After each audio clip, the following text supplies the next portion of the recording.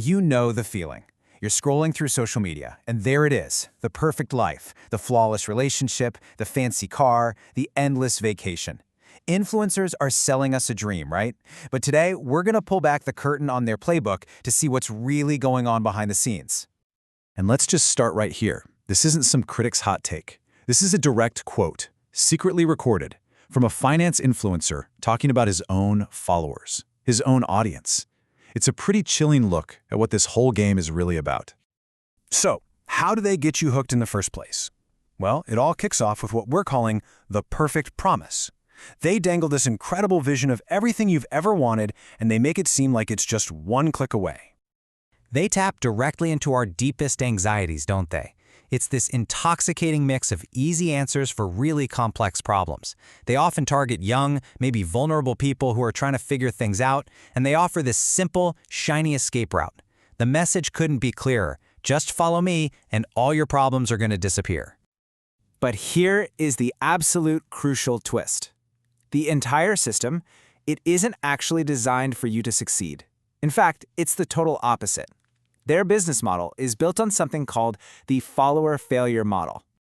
I mean, think about it for a second. If you actually found the perfect relationship, or if you actually became financially free, you'd stop buying their stuff, right? You'd unfollow them. Their entire revenue stream would just, poof, dry up. Your continued frustration is, literally, their business plan. And wow, is it systematic. Especially for the relationship gurus, it's like a 4-step playbook. First, they have to create dissatisfaction with your life. Then, they generate a ton of engagement with controversy. Third, they keep you angry, usually at the opposite sex, so you're not looking inward for solutions. And finally, they make sure you're dependent on them, so you're always coming back for that next secret. This image just says it all, doesn't it? A classic snake oil salesman. His business collapses if you actually get healthy. He needs you to keep coming back for another bottle of his miracle cure. It is the exact same principle, just wrapped up in a shiny digital package. So that's the playbook. But what does it actually look like in the real world? Well, this is where it gets, frankly, just wild. Because the gap between what these gurus preach and how they actually live their lives it's just staggering. Okay, let's start with David Cooley. He built his entire brand telling his male followers to avoid single mothers at all costs. His reality? He's in a serious committed relationship with a single mom. The rules he hammers into his followers are rules he clearly doesn't bother applying to himself. And we see this exact same pattern with the late Kevin Samuels. He became famous for championing traditional marriage and so-called family values, but his own life was a total contradiction. He was divorced twice and lived a life completely different from the one he was selling to his audience.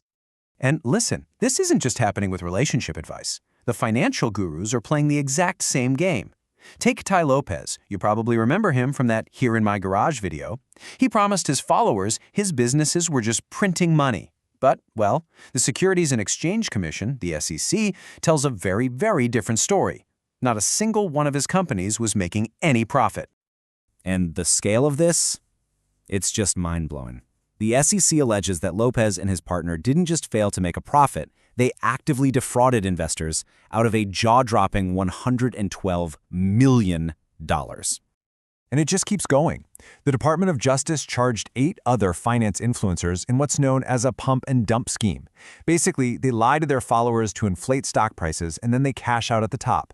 Their alleged profit? Over $100 million. And here's another one, Tyler Bossetti. He pleaded guilty to running a real estate Ponzi scheme, taking money from new followers to pay off the earlier ones. He siphoned over $23 million from the people who trusted him. And make no mistake, this isn't just about fines or getting your account suspended. This is serious crime. Jay Mazzini, who used to flash stacks of cash all over Instagram, is now serving a 7-year prison sentence for running multiple fraud schemes that cost his followers millions. Because behind all of these insane numbers, there are real people. People who put their trust and their money in these influencers. And the cost they paid wasn't just financial. It was deeply, deeply personal. The damage isn't just to their bank accounts. Research actually shows that, far from making them feel stronger, young men who follow these masculinity gurus report having worse mental health. They feel more worthless, more nervous, more sad. The very advice that's supposed to fix them is actually harming them. And the financial wreckage is just devastating.